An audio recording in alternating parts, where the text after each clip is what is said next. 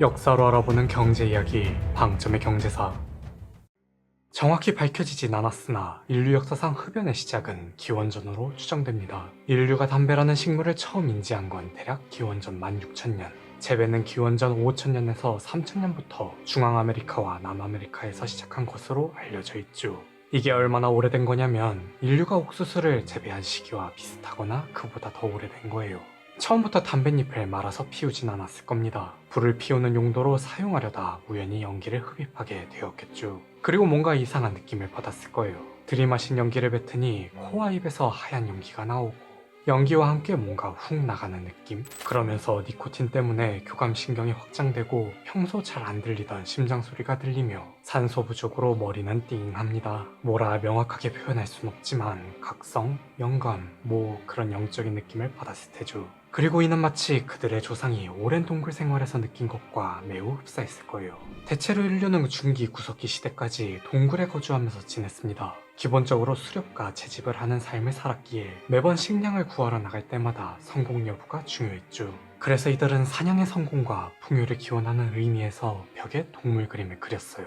여기서 재밌는 사실은 고대 동굴벽화 대다수가 저산소증 상태에서 그려졌다는 겁니다. 깊은 동굴에서 그림을 그리려면 불이 필요하죠. 불을 쓰면 산소 수치가 떨어져 저산소증이 나타나요. 그 순간 도파민이 방출돼 환각이나 유체 이탈을 경험할 수 있습니다. 이런 상태에서 벽화를 그리는 건 화가가 우주와 상호작용하는 것을 돕기 위해 고안한 의식적인 선택이었다는 게 전문가의 의견이죠. 이미 인류는 환각에 친숙했고 환각과 신앙은 뗄래야 뗄 수 없는 존재였던 거예요. 그래서 이들은 즉시 이 담배를 종교적 의례에 활용합니다.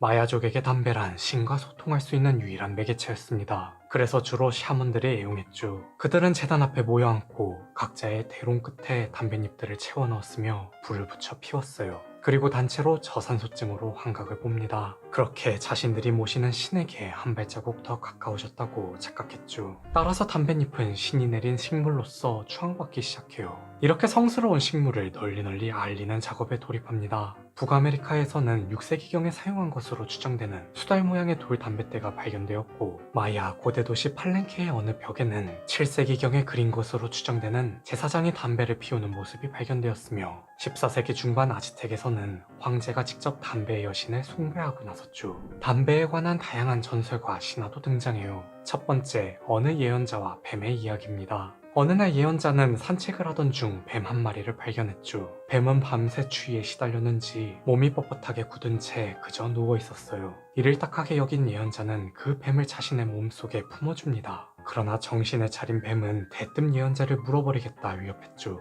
어이가 없어진 예언자는 내가 너의 생명을 구했는데 어찌 은혜도 모르고 이럴 수 있느냐며 따졌어요. 그러자 뱀은 적반하장으로 신께 맹세코 내가 너를 물어버리겠다고 답했죠. 결국 화가 난 예언자는 뱀에게 먼저 손을 댔고 이에 질세라 뱀은 예언자를 물었으며 치료를 위해 예언자가 상처에 입술을 대고 독을 빨아 땅에 뱉자 독이 떨어진 자리마다 식물이 자라더라는 겁니다. 그 식물은 예언자의 자비와 뱀의 독 모두를 가졌나니 그게 바로 담배예요. 그저 지어낸 이야기일 뿐이지만 뭔가 뱀의 행동이 그리 썩 납득이 가지는 않네요. 그 다음은 사랑이 고픈 소녀 이야기죠. 여기 한 소녀가 있습니다. 이 소녀는 추한 얼굴로 태어나 평생 단 한 번도 사랑을 해보지 못했어요. 결국 극단적 선택을 하고 말았죠. 소녀는 죽기 전 다음과 같은 말을 남겼습니다. 다음 생에는 세상의 모든 남자와 키스하고 싶어요. 소녀가 죽은 자리에는 한 식물이 돋아납니다. 그게 바로 담배였죠. 두 번째 이야기는 뭔가 그리스 로마 신화의 나르키소스 같은 느낌이 드네요.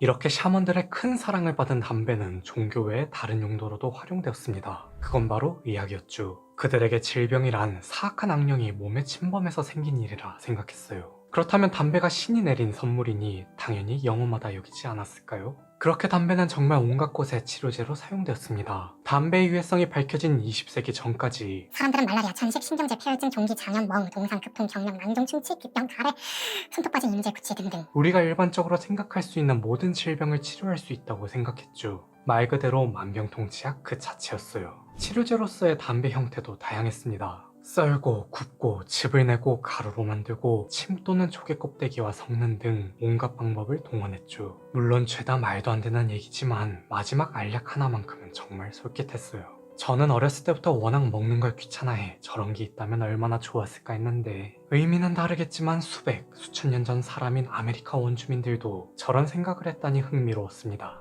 담배는 진정제로도 활용되었죠. 담배란 그야말로 합리적인 대화 수단이었다고 하는데요. 오죽하면 부족회의가 열릴 때 꼭 지참해야 하는 필수템이었습니다. 그들은 회의 시작 전 담배를 피우기 시작해 끝날 때까지 계속해서 피웠죠. 그래야 더 오랫동안 효과적으로 일할 수 있다고 생각했어요. 또 회의 중 감정이 격해지면 즉각 반박하지 않고 담배를 한 모금 빨며 흥분을 가라앉혔습니다. 이 행위 자체가 마음속으로 숫자를 세는 효과와 비슷해 진정과 신중함을 북돋아 주었죠. 덕분에 회의에는 합리적인 의견이 나올 수 있었고요. 자기들끼리 회의할 때도 효과적이었으니 다른 사람들하고는 어땠을까요? 전쟁 등의 갈등 상황에서는 그야말로 평화의 상징이었습니다.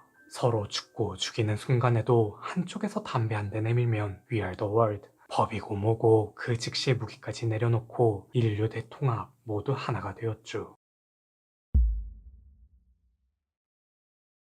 자, 그러면 과연 원주민들은 담배를 어떤 방식으로 피웠을까요? 지금까지 알아본 바에 의하면 모닥불처럼 그냥 덮어놓고 태우거나 담뱃대를 사용해서 피우는 방식이 있었죠. 이 밖에도 더 다양한 형태가 있었는데요. 담배가 오랜 역사를 지닌 만큼 원주민들도 이런 방식, 저런 방식 다각도로 접근해보지 않았을까 생각됩니다. 우리가 지금 시가라고 부르는 역관련의 원주쯤 되는 담배도 있었죠. 사실 역관련은 담뱃대보다 먼저 탄생한 것으로 추정되는데요. 담뱃잎을 잘 말리고 숙성시켜 바나나 잎처럼 넓은 잎사귀에 말아서 피우는 게 기본이었습니다. 그런데 딱히 만드는 방식이 정형화되어 있지 않다 보니 때로는 너무 굵게 만들어 혼자서는 피우지 못할 정도였죠. 일부 부족의 경우 특수한 역관련 지시대를 만들기도 했고요. 처음 중앙아메리카와 남아메리카에서만 재배했던 담배가 이후 북아메리카에도 전파되면서 그곳에 사는 원주민들은 예상치 못한 문제에 직면했습니다. 여긴 겨울철만 되면 추운 날씨 때문에 쓸만한 잎사귀를 찾기 어려웠죠.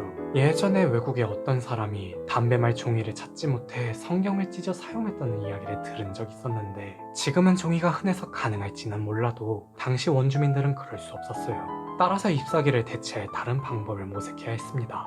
그게 바로 담뱃대였던 거죠. 그래도 역관련이 담뱃대보다 만들기 쉽고 휴대성이 뛰어났으며 사용하기도 편리해 어느 시점부터는 대부분 역관련을 더 선호했다고 해요. 이후 등장한 것이 지관련입니다. 지관련은 종이로 만든 담배로 우리가 흔히 생각하는 담배의 형태예요. 지관련도 담뱃대와 마찬가지로 역관련 때문에 탄생했죠. 역관련을 만들다 보면 공정 과정에서 담뱃잎이 버려지곤 합니다. 원래 그 정도는 그냥 바닥에 버려 썩게 놔두거나 짐승이 먹도록 방치했는데요. 다시 생각해보니 이게 너무 아까웠던 거죠. 이 정도면 긁어 모아서 한 깁이 더 만들 수 있을 것 같은데 싶었던 겁니다. 또한 자신들은 담배를 신이 주신 선물이라 여긴 만큼 담배를 조금이라도 버리는 건 신성모독에 버금가는 배은망덕한 행동이라 생각했어요. 이때부터 담배 만드는 방식을 바꿨죠.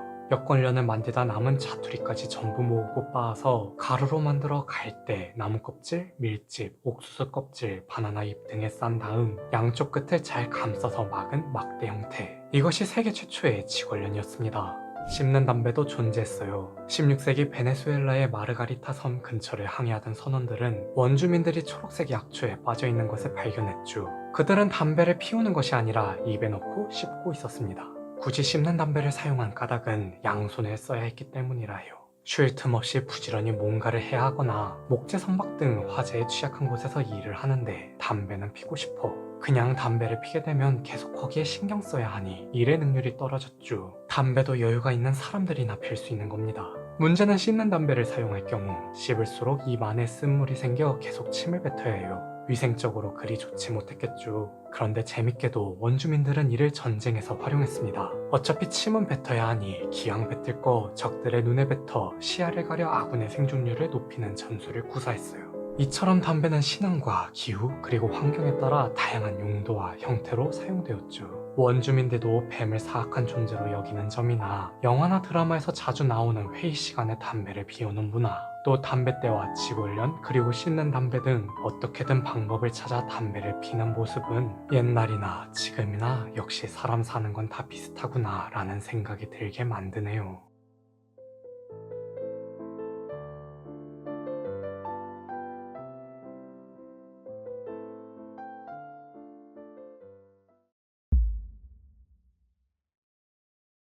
1492년 바하마 제도 산살바도르 섬에 배 4척이 도착합니다. 바로 그 이름도 유명한 콜럼버스 원정대의 배였죠. 그가 처음 목격한 신대륙의 광경은 혼란 그 자체였어요. 당시 웬 원주민 여럿이 뭔가를 계속 태우고 있었는데요. 자신들을 보고는 엄청 반기더랍니다. 그리고는 대뜸 선원들의 얼굴에 연기를 뿜고 동시에 침까지 뱉었죠. 초면부터 어디 동네 양아치들이나 할 법한 짓을 당한 건데요. 그들은 도대체 왜 그랬을까요? 사실 이는 싸우자는 게 아니라 일종의 신께 바치는 경애의 표시였다고 합니다. 자신들과 다른 복장 그리고 하얀 피부, 원주민들 입장에서 그들의 모습은 신 또는 신의 대리인처럼 느껴진 거죠. 아무튼 콜럼버스 일행은 환영식을 치렀음에도 담배는 멀리에요. 그도 그럴 게 그의 원정대는 스페인 이사벨라 여왕의 지원을 받았기 때문입니다. 원정대의 제일 목표는 당연 부의 창출이죠. 큰 돈을 벌기 위해 목숨 걸고 바다에 나선 거니까요. 그러나 그 외의 목표도 존재했습니다. 그건 바로 선교였죠. 그래서 원정대에는 항상 선교사도 함께 해야만 했어요. 선교사들은 배가 닿는 곳마다 하나님의 말씀을 전파하며 신도를 모으고 다녔습니다. 그러다 일본에게 잘못 걸려 쫓겨나기까지 했죠. 게다가 스페인은 오래전부터 레콘키스타라고 하는 실지회복 운동을 통해 이슬람 세력과 싸워왔어요. 이로 인해 유대인들 역시 설 곳을 잃고 떠나야 했습니다. 종교적으로 굉장히 배타적인 국가라는 소리죠. 그런 국가의 지원을 받으면서 원주민들이 신이 내린 선물로 여기는 담배에 관심을 가진다? 선교사에게 즉각 마녀사냥을 당하기 딱 좋은 그림 아닌가요? 하지만 어딜 가나 꼭 튀는 사람이 한둘 있기 마련. 로드리고 데 헤레스. 원정에 따라온 어느 한 작가가 그만 궁금증을 참지 못하고 몰래 담배를 챙겼습니다. 그의 기록에 따르면 원주민들은 담배를 토바코라고 불렀죠. 이게 포르투갈식 발음으로 타바코로 변형되어 지금까지 불리게 되었어요. 헤레스는 제1차 원정을 마치고 스페인으로 복귀하는 동안 담배에 중독됩니다. 그는 남들 앞에서는 피울 수 없으니 남몰래 숨어서 피웠어요. 원주민들처럼 연기를 마시고 뿜는 방식으로 피웠죠. 처음에는 기침만 나오고 별다른 느낌은 없었는데 점차 자려고 누울 때마다 계속해서 생각나기 시작합니다. 결국 단순 호기심으로 시작한 그는 담배의 중독성을 간과하여 유럽 최초 흡연자가 되었어요. 헤레스의 담배 사랑은 고향 아야몬테에 도착해서도 계속되었죠. 그는 여기서도 담배를 숨어서 피워야 했습니다. 왜냐하면 이때까지만 해도 유럽에서는 무언가 태워서 연기를 들이마시는 행위가 없었거든요. 그러나 그의 비행은 얼마 못 가 들통나고 말았죠. 타인의 시선에서 그가 담배 피우는 모습은 그야말로 사탄 들림 그 자체였습니다. 입과 코에서 연기가 나오는 건 마치 영혼이 빠져나가는 것처럼 보였어요. 앞서 말했듯 스페인은 종교에 민감한 국가라고 했죠. 신고정신이 투철한 주민들은 그가 신대륙에 다녀오더니 저주를 받고 돌아왔다며 종교재판소에 회부합니다. 곧바로 이단 신문관이 그를 체포했어요. 하지만 조사 결과 별다른 혐의점이 드러나지는 않았죠. 그는 그저 담배에 중독되었을 뿐이니까요. 문제는 이 중독 때문에 발생했습니다. 그가 조사를 받는 동안에는 담배를 피우지 못했겠죠. 당연히 금단 현상이 나타났을 거예요. 이단 신문관은 그가 계속해서 담배에 집착하는 모습을 이상하게 여깁니다. 드디어 재판이 열렸고 헤레스는 모든 재산과 토지를 몰수당했으며 7년의 실형을 선고받았죠. 이후 그가 어떻게 되었는지에 대해서는 기록이 남아있지 않아요. 그러나 다소 과도한 처분이 영향을 주었는지는 몰라도 유럽에서는 한동안 담배가 등장하지 못했습니다. 담배가 다시 유럽에 등장한 건 시간이 좀 더 지난 1558년이었죠. 이사벨라 여왕의 증손자 펠리페 2세가 담배 씨앗을 자국 내로 들이라 지시해요. 그 전까지 담배는 일개 탐험가의 일탈 정도로 치부되었으나 이번에는 권력의 최정점인 국왕의 명이었으니 사람들은 어떻게 반응했을까요? 당연히 담배는 일종의 트렌드가 됩니다. 귀족들 사이에서는 저택을 꾸미는 인테리어 소품으로 활용되었으며 의사들 사이에서는 약용으로 재배했죠. 1577년 스페인에서 의사로 활동한 니콜라스 모나르데스는 자신의 저서 신세계에서 발견한 기쁜 소식을 통해 담배의 의학적 효능에 대해 언급했죠. 그렇게 담배의 약용 허브의 이미지가 굳어지자 점차 스페인에서는 시가가 유행하기 시작해요. 특히 쿠바산 시가가 큰 인기를 끌었습니다. 이는 쿠바가 스페인의 식민지였기 때문도 있지만 쿠바의 환경 자체가 양질의 담뱃잎을 생산하기 적합했죠. 비옥한 화상 토양과 적절한 강수량, 그리고 온화한 기후, 여기에 해안으로부터 불어오는 무역풍 등 그야말로 천혜의 자연 조건에 타고났다고 해요. 스페인은 쿠바산 담뱃잎을 전매하고 남부 도시 세비야에서 제조했으며 왕족과 귀족들 사이에서만 유통하는 등 담배 산업을 국유화했습니다. 19세기에 들어서는 부르주아들 사이에서도 시가의 수요가 급증했죠. 왕실은 더 많은 세금을 걷기 위해 전매를 폐지해요. 담배 산업이 민간 주도로 전환되자 자본가들은 쿠바에 수많은 시가 공장을 세우는 등 투자를 늘립니다. 덕분에 시가의 공급이 증가하여 품질 또한 향상돼 쿠바산 시가는 시가의 대명사가 되었고, 제국이 무너진 뒤에도 스페인의 훌륭한 캐시카우 역할을 했죠. 그렇다면 시가는 스페인에서만 유행했느냐? 그건 아닙니다. 마치 선교사들이 선교 활동을 하고 다니듯 주변국들에게도 열심히 전파하고 다녀요. 모든 건 펠리페와 연관되어 있죠. 펠리페는 어머니를 잘 만나 포르투갈의 왕위를 얻었습니다. 덕분에 담배도 자연스럽게 포르투갈로 전파되었어요. 포르투갈은 스페인의 행동대장으로서 누구보다 앞장서 담배를 전파했죠. 수도 리스본에는 담배를 찬양하는 발레단이 있었고, 상인들은 필리핀과 일본 등 아시아로 전파했으며, 왕실에서는 귀빈 접대용으로 담배를 선물하곤 했습니다. 일본의 경우 사무라이들을 주축으로 담배를 적극 받아들였다고 하는데요. 종교는 배척해도 담배는 수용하다니 흥미롭죠. 이후 담배는 일본이 임진왜란을 일으켜 조선 그리고 명나라로까지 전해집니다. 우리나라와 담배 이야기는 뒤에서 따로 들려드릴게요. 프랑스 또한 포르투갈로 인해 담배를 접했죠. 1559년 프랑스 국왕 프랑수아 2세가 포르투갈 주재 대사로 장 니코를 임명합니다. 니코는 리스본에 머무르는 동안 담배 씨앗을 접해요. 그러면서 담배를 피고 재배도 해보며 직접 담뱃잎으로 이것저것 만들어 사용해봤죠. 실제로 효과를 받는지는 모르겠습니다. 그럼에도 그는 이 담배를 왕대비 카트린 드 메디치에게 보내요. 왜냐하면 당시 프랑스와 2세가 편두통을 앓고 있었거든요. 그래서 프랑스에서는 담뱃잎을 니코풀 또는 여왕의 풀이라 불렀죠. 그런데 담배와 니코 뭔가 친숙하지 않나요? 담배에 있는 무색의 지방질인 독성 알칼로이드의 이름이 니코틴이 된 것도 그가 프랑스에 담배를 알린 업적 덕분입니다. 프랑스는 이후에도 담배 친화적인 모습을 보였죠. 1660년 고급 샴페인의 라벨 종이를 만들던 라크로아 가문이 치관련 전용 종이를 생산해요. 그들이 만드는 종이가 워낙 품질이 좋다 보니 1796년에는 나폴레옹이 직접 군 납품업체로 지정했습니다. 그래서 시가렛이라는 단어 역시 프랑스어 시가레트가 1840년대 영미권으로 유입되었죠. 그 외에도 담배가 유입된 국가들은 많습니다. 네덜란드, 독일, 이탈리아, 러시아, 오스만 제국 등 정말 다양하죠. 다양한 국가에 유입된 만큼 담배에 대한 반응도 상이한데요. 네덜란드는 풍속화에서도 담배 피우는 모습을 쉽게 볼 수 있듯 담배에 관대한 반면, 다른 국가들은 때에 따라 달랐습니다. 이탈리아의 경우 교황 우르바노 8세가 흡연의 세속적인 행위라 생각해 교회에서 담배를 피우는 사람은 모조리 파문시키겠다고 엄포를 놓았죠. 물론 그렇다고 흐름 자체는 막지 못했어요. 러시아 역시 1634년 차르 미카엘 1세가 금연 정책을 펼쳤습니다. 흡연을 범죄시하여 이를 어길 시 채찍질 또는 추방해버렸죠. 하지만 이후 표트르 대제가 영국에서 담배 사업의 중요성을 깨달아 담배세를 걷기 위해 금연 정책을 폐지해요. 오스만 제국은 러시아보다 더 극단적이었습니다. 담배 피다 걸리면 직결 처형해버렸죠. 이는 당시 술탄이었던 무라트 4세 때문인데요. 그는 고작 11살의 나이에 왕위에 올라 불안정한 제국을 이끌어야 했습니다. 그래서 자신의 통치에 방해되는 모든 걸 금지하고 나섰어요. 담배뿐 아니라 아편과 커피 그리고 술 등 모든 걸 못하게 했죠. 왜냐하면 이러한 것들을 하는 사람들이 카페와 선술집 등에 모여 반역 모의를 한다고 생각했기 때문입니다.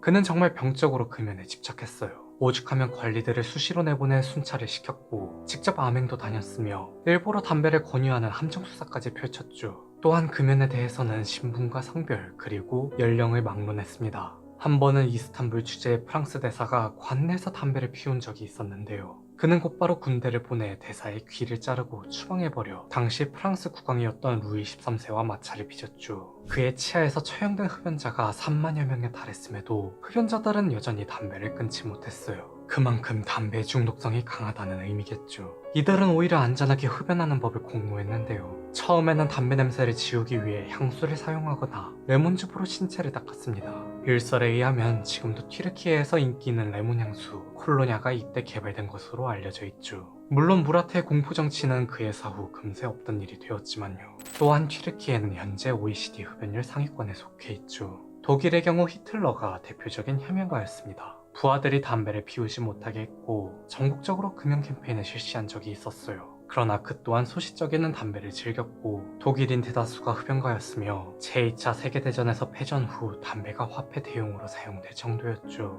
이처럼 콜럼버스를 필두로 시작된 신대륙 개척은 아이러니하게도 담배가 구대륙을 진출하는 계기가 되었습니다. 분명 처음에는 범죄로 여겼어요. 그럼에도 불구하고 점차 전 세계적 인기를 끌었고 강제로 금지시키자 목숨을 걸어서라도 저항했으며 어느 순간부터는 담배를 일종의 산업과 세금 등 돈의 관점에서 바라봤죠. 여기서 중요한 건 돈에는 감정이 없습니다. 돈은 담배가 얼마나 나쁜지 어떻게 사람의 목숨을 앗아가는지 관심을 가지지 않아요. 그렇기 때문에 담배는 돈이 되는 한 끝까지 없어지지 않고 우리 곁에 남아있을 겁니다. 콜럼버스로 인해 시작된 담배의 구대륙 진출이 의외로 닿지 못한 곳이 있었습니다. 바로 영국이에요. 본격적으로 영국과 담배 이야기를 하기에 앞서 잠시 영국과 해적의 관계에 대해 짚고 넘어갈게요. 왜냐하면 영국이 담배를 접하게 된 계기가 해적이 있었기 때문이죠. 왜 해적이었을까요? 영국은 당시 스페인과 해양 패권을 두고 끊임없이 경쟁하던 사이였습니다. 다만 양국의 해군력이 처음부터 비등하지는 않았죠. 스페인은 초장부터 대서양 무역을 국가주도 산업으로 천명한 반면 영국은 그저 프랑스의 변방국에 불과했거든요. 산업 또한 약물 수출로 근근히 먹고 사는 정도에 그쳤죠. 그래도 한때 보르도 지방의 주인으로서 고급 와인으로 큰 부를 누린 적도 있었습니다. 그러나 이 또한 왕위 계승 문제로 불거진 백년 전쟁에서 프랑스의 구국영웅 잔다르크에 의해 빼앗겨요. 게다가 종전 후 인클로저 운동이 일어나 부의 양극화가 심화되었죠. 이러한 모든 악재를 뒤집고자 등장한 인물이 있었습니다. 바로 엘리자베스 1세였어요. 그녀는 왕권이 돈에서 나온다고 인식했죠. 그리고 돈은 국내가 아닌 국외에 있다고 생각했습니다. 그래서 그녀는 당시 해상 패권을 지닌 스페인에 넘기 위해 한 가지 전략을 구사해요. 그건 해적 육성이었죠. 현대를 살아가는 우리의 입장에서 해적은 부정적인 존재입니다. 대표적으로 소말리아와 기니만 해적의 이미지가 그러해요. 하지만 관점을 바꾸어 바라보면 해적은 꽤 유용한 존재가 되죠. 간단하게 생각해봅시다. 한 국가가 군대를 유지하기 위해서는 국방비가 필요해요. 왜냐하면 군대는 생산활동이 아닌 소비를 하는 집단이니까요. 그렇다고 필요할 때마다 소집할 수도 없는 노릇이죠. 군사력은 평소 얼마나 전투준비 태세를 잘 갖추고 있느냐에 달려있거든요. 그렇다면 군대를 유지하면서 돈도 벌게 하고 싶으면 어떻게 해야 할까요? 노략질을 시키면 됩니다. 실전 경험도 쌓고 스페인이 벌어온 금도 뺏을 겸 사략 산업을 장려했죠. 그래서 엘리자베스 1세의 중심들 중에는 해적 출신으로 프란시스 드레이크와 존 호킨스 그리고 토마스 캐번디시가 있었고 원피스, 캐리비안 해적, 피터팬 등 다양한 창작물의 등장인물이 영국 출신 해적을 모티브하였으며 지금도 그녀의 유지를 이어받아 영국 해상보험사가 보험료를 높이기 위해 해적들과 유착관계를 유지하고 있다는 얘기도 있어요. 각설하고 영국에 최초로 담배를 들여온 인물이 바로 존 호킨스였습니다. 그는 1564년 노예무역을 위해 떠난 항해에서 처음 담배를 접했죠. 그러나 그저 약초라에서 가져왔을 뿐 담배에는 관심이 없었어요. 흡연이 인기를 얻기 시작한 건 그로부터 몇 년이 더 흐른 뒤였습니다. 훤칠한 키, 잘생긴 외모, 당대 유럽에서 쉽게 볼 수 없는 한 영국 신사가 담배 돌풍을 가져왔죠. 그의 이름은 월터 롤리, 탐험가였어요. 1584년 그는 엘리자베스의 명으로 아메리카 식민지 개척에 나섭니다. 곧 로어노크 섬이라고 현재 미국 노스캐롤라이나주 아우터뱅크스의 대어군에 도착했죠. 월터는 자신의 여왕을 기리는 의미로 이곳을 버지니아라고 명명해요. 버지니아는 처녀 여왕이라는 뜻으로 일평생 독신으로 산 그녀의 별명이었습니다. 하지만 그의 식민지 건설은 순탄치 못했죠. 머나먼 본국과의 거리로 인한 보급의 어려움과 원주민들의 공격, 그리고 때마침 일어난 스페인과의 전쟁까지 겹쳐요.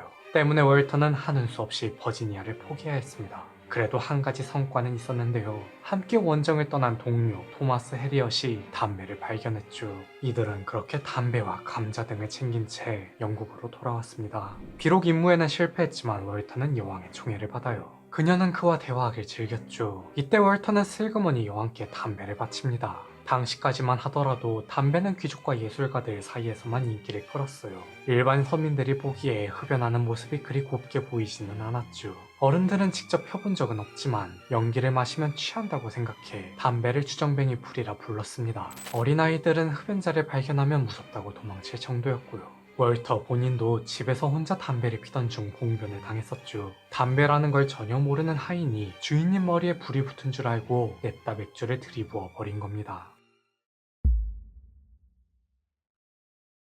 엘리자베스가 흡연을 한다는 소식에 국민들은 어떻게 받아들였을까요? 여론이 부정에서 긍정으로 180도 돌변합니다. 현재 한국의 어르신들이 박정희 전 대통령을 그리워하는 것처럼 영국인들은 그녀를 너무나도 좋아했죠. 덕분에 담배는 낙수 효과로 불티나게 팔리기 시작해요. 여왕이 죽은 뒤에도 담배의 인기는 식을 줄 몰랐습니다. 왜냐하면 사람들이 담배를 사지 않고는 못 베길 정도로 무서운 일이 벌어졌거든요. 그건 바로 패스트였죠. 패스트는 이미 오래전부터 인류를 괴롭혀온 전염병이었습니다. 그런데 엘리자베스 1세가 사망한 1603년부터 1611년까지 런던에서만 패스트로 사망한 인구가 총 4만 3천 명으로 집계되었죠. 당시 패스트는 치료할 방법이 없었어요. 걸리면 그냥 천천히 죽음을 기다렸습니다. 그래서 그런지 담배가 패스트에 효과가 있다는 괴담이 들리기 시작했죠. 전혀 근거 없는 얘기였어요. 그럼에도 사람들은 믿었습니다. 이러한 믿음에는 의사들이 한몫했죠. 영국의 약초학자 존 제라드는 스페인 의사 니콜라스 모나르데스의 주장을 적극 받아들여 담배는 의학적 효능만 쓰려고 해도 책 한 권이 모자랄 정도라고 밝혔어요. 물론 당시의 의사가 지금의 의사와 비교했을 때 그만큼 권위가 있지는 않았습니다. 그렇다 할지라도 사람 심리라는 게 죽음 앞에서 이성을 잃을 수밖에 없죠. 아무래도 신대륙에서 건너온 미지의 식물이라는 타이틀이 무언가 대단한 치유력이 있는 것처럼 느껴졌을 테고 한 번에 훅 가는 대마나 아편보다는 안전해 보이며 사실 담배 연기가 영혼이 아닌 몸속에 독소를 빼내주는 게 아니었을까 하는 희망을 품었습니다. 의식의 흐름이 이런 식으로 흘러가니 마침내 이렇게 죽나 저렇게 죽나 죽을 땐 죽더라도 일단 펴보기라도 하자는 군중 심리가 생겨납니다. 그러나 이 와중에 국민들의 마음을 전혀 헤아리지 못하는 지도자가 등장하고 말았죠. 1603년 엘리자베스 1세와 함께 튜더 왕조는 저물고 스튜어트 왕조 시대가 오릅니다. 이와 함께 새로운 국왕도 등극했죠. 제임스 1세, 최초로 브리튼 제도 전체를 다스린 왕이 등장한 거예요. 이는 정말 위대한 업적이었습니다. 하지만 이를 위해 그가 한 거라고는 아무것도 없었죠. 그저 부모 잘 만나 전대 국왕이 후계를 낳지 못해 발생한 행운이었어요. 누구든 충분히 준비 없이 분에 넘치는 자리를 맡게 되면 타인에게 끌려다닐 수밖에 없습니다. 제임스가 딱 그랬죠. 때문에 그는 이상하리만큼 왕권에 집착해요. 이미 마그나 카르타 이후 오랜 전통이 된 의회와의 협치를 거부하고 국왕의 권력은 신으로부터 받은 것이라는 왕권 신수설을 지지했으며 훗날 루이 14세가 이룬 절대 왕정을 자신이 먼저 이룩하고자 했습니다. 제임스의 불통 정치로 국민들은 점점 피해를 보기 시작했죠. 대표적으로 1604년 세계 최초로 시행한 금연 정책이 그러했어요. 그는 대표적인 혐연가로 담배, 특히 흡연을 혐오했습니다. 의외로 간접 흡연의 위험성과 폐 건강의 상관관계를 언급할 정도로 통찰이 뛰어났죠. 문제는 이러한 자신의 생각을 전달하는 방식이 막돼 먹었다는 건데요. 그저 나쁘니까 하지마 하며 일관했습니다. 그 일환으로 직접 금연구역을 설정하고 이후 칙령으로 금연령도 실시했죠. 물론 논리적으로 국민들을 설득하기에는 무리가 있었을 거예요. 담배가 마약처럼 곧바로 눈에 띄는 현상이 나타나는 것도 아니고 당시에는 그의 주장을 뒷받침할 만한 의학적 기술이 발전하지 못했으며 실제로 그 유해성이 정확히 밝혀진 건 1950년대가 되어서였습니다. 당연히 여론은 부정적이었죠. 가뜩이나 제임스가 스코틀랜드 출신인 것도 마음에 안 드는데 감히 우리 여왕님께서 좋아하신 담배를 공격해 또한 담배가 패스트 약으로 알려져 있는 마당에 별다른 대응책도 마련하지 않은 채 그냥 맡기만 한다. 국민들의 분노가 들끓었어요. 더욱이 하지 말라고 하면 더 하고 싶은 게 사람 심리입니다. 그의 금연 정책은 안 피던 사람들까지 흡연을 하게끔 만들었죠. 그리고 오스만 제국처럼 흡연자들이 저마다 숨어서 담배를 피기 시작했어요. 담배가 음지화되자 이번에는 의회가 반발하고 나섭니다. 왜냐하면 그래도 양지에 있을 때는 세금이라도 거둘 수 있었는데 다들 숨어서 피기 시작하니 통계가 잡히지 않았던 거죠. 결국 제임스는 한 발 물러설 수밖에 없었어요. 대신 의회가 세수 감소를 꼬집은 만큼 담배세를 40배나 올려버립니다. 담배는 가격 상승에도 불구하고 이전보다 더 많이 팔렸죠. 마치 누군가 뒤에서 이를 부추기듯 담배가 질병을 예방해준다는 믿음까지 생겨나요. 이러한 믿음은 무적의 논리를 낳았습니다. 흡연자들이 병에 걸리면 담배를 열심히 피지 않아서 그런 거고 비흡연자들이 병에 걸리면 흡연을 하지 않아서 그렇다며 적어도 간접 흡연이라도 하라고 핀잔을 들었죠. 이는 아이들에게도 해당되는 얘기였습니다. 어리다고 질병에 안 걸리는 건 아니니까요. 학교에서는 선생님들이 학생들에게 담배를 가르쳤습니다. 어떻게 하면 담배를 맛깔나게 피울 수 있는지 담배 피우는 기술을 전수했죠. 그리고 거부한 학생은 체벌로 위협했어요. 완전 지금과는 정반대의 모습이었습니다. 전 국민 흡연운동으로 이후 담뱃대와 시간은 마치 장신구처럼 다뤄졌죠. 1614년에는 담배를 파는 상점이 런던에만 무려 7,000개소에 달할 정도였어요. 오죽하면 런던 외곽에 위치한 어느 담배 창고가 당시 벽으로 둘러친 건물 중에서 이집트의 피라미드 다음으로 세계에서 가장 컸다는 풍문이 들릴 정도였습니다. 이처럼 영국에서 담배는 왕들에게 큰 인기를 끌었죠. 엘리자베스는 선호해서, 제임스는 불호해서 각각 담배를 바라보는 시각은 달랐으나 결과는 동일했던 거예요. 이 모든 건 무지에서 비롯된 결과였습니다. 제임스는 본능적으로 담배가 해롭다는 걸 알고 있었죠. 그러나 자신의 뜻을 끝까지 관철시키기에는 많은 게 부족한 왕이었어요. 옳은 말도 때에 따라 화를 부를 수 있다고, 같은 말이라도 때에 따라 가치가 달라진다고, 결국 그는 자신을 객관적으로 바라보지 못해 담배로부터 국민들의 생명을 구하지 못했습니다. 1606년 어느 날 제임스 1세는 칙령을 내립니다. 그는 진화 왕조에서 실패한 아메리카 식민지 개척을 명했죠. 이것이 미국의 기원이에요. 왕의 칙령을 받은 이들은 런던 회사라고 하는 조직을 설립했습니다. 대표적인 책임자로는 존 스미스가 있었죠. 그의 항해는 순탄치 못했어요. 앞서 세운 로어노크 섬은 흔적도 없이 사라져 버렸습니다. 이는 모든 걸 처음부터 다시 시작해야 한다는 걸 의미했죠. 하지만 그에게는 시간이 그리 많지 않았어요. 당시에는 대서양을 건너가는데 4개월이나 걸렸습니다. 이미 그 사이 식량은 떨어지기 시작했죠. 존 일행은 어쩔 수 없이 현재 버지니아 주 남부에 정착했어요. 그리고 이곳을 제임스 타운이라 명명했습니다. 이 또한 버지니아와 마찬가지로 제임스를 기리기 위한 의미였어요. 급하게 정착한 만큼 상황은 좋지 못했죠. 남은 식량은 턱없이 부족했고 땅은 늪지대로 농사를 짓기 적합하지 못했으며 영양실조는 만연한 질병 그리고 식인으로까지 이어졌습니다. 그는 결단을 내려야 했어요. 포기할 것인가 아니면 버틸 것인가. 생존의 기로에 놓인 존은 좀 더 해보기로 마음먹죠. 그도 그럴 게 이대로 포기하면 정말 아무것도 남지 않았거든요. 다행히 타개할 방법이 전혀 없는 것은 아니었습니다. 농사는 어려워도 주변에 황철석이 널려 있었고 꾸준히 본국으로부터 보급선이 오고 있었으며 본인도 추후 식민지 확장을 위해 지도를 그려갔죠. 그러나 그는 얼마 못 가 원주민들에게 붙잡히고 말아요. 1607년 식량을 구하기 위해 외출한 그는 원주민 포화탄족에게 발각됩니다. 이들은 정착민들을 적대하는 부족으로 이대로라면 존은 분명 처형당할 운명이었죠. 그렇게 꼼짝없이 죽게 될 찰나 어느 한 여인이 그의 앞을 가로막아요. 그리고 제발 그를 죽이지 말아달라고 사정했습니다. 그 여인은 바로 대주장 와운수나국의 딸 포카혼타스였죠. 당시 이 모습을 그린 벽화는 현재 미국 국회의사당에 장식되어 있는데요. 그들은 이 사건 자체가 정착민과 원주민의 관계에서 매우 중요한 장면으로 여기고 있습니다. 물론 이 모든 건 존이 지어낸 거짓말이었죠. 그는 그녀와 로맨스를 찍은 적도 포로로 잡힌 적도 제임스 타운을 성공시킨 적조차 없어요. 유일한 한 가지 포카혼타스가 실존 인물이라는 것만은 사실입니다. 그렇다면 그는 왜 그런 거짓말을 했을까요? 이를 이해하기 위해서는 17세기 당대의 환경을 고려해야 하죠. 현대를 살아가는 우리는 사진과 동영상 등 미디어를 통해 정보를 주고받을 수 있습니다. 그것도 실시간으로요. 하지만 17세기는 그럴 수 없죠. 유일한 방법이 있다면 그건 바로 책이었습니다. 비슷한 시기 조선에 표류된 하멜이 쓴 책, 하멜 표류기가 대표적인 예예요. 당초 하멜은 자신의 표류기를 책으로 출간할 생각이 없었죠. 그저 자신의 억류기간을 산업재해로 인정받기 위해 보고서를 작성했던 겁니다. 그래서 조선에 대해서는 세세하게 기록하면서도 자신의 고생한 부분은 과장했다는 평도 존재해요. 존도 마찬가지였죠. 본인은 다시 영국으로 돌아가야 하는 몸, 최대한 자신의 성과를 부풀려 국왕께 보고해야 했습니다. 그는 진실과 거짓을 교묘하게 짜집기 했어요. 실제로 포카혼타스가 존과 로맨스를 짓기는 했죠. 그 존이 아닌 다른 존이었을 뿐이지만요.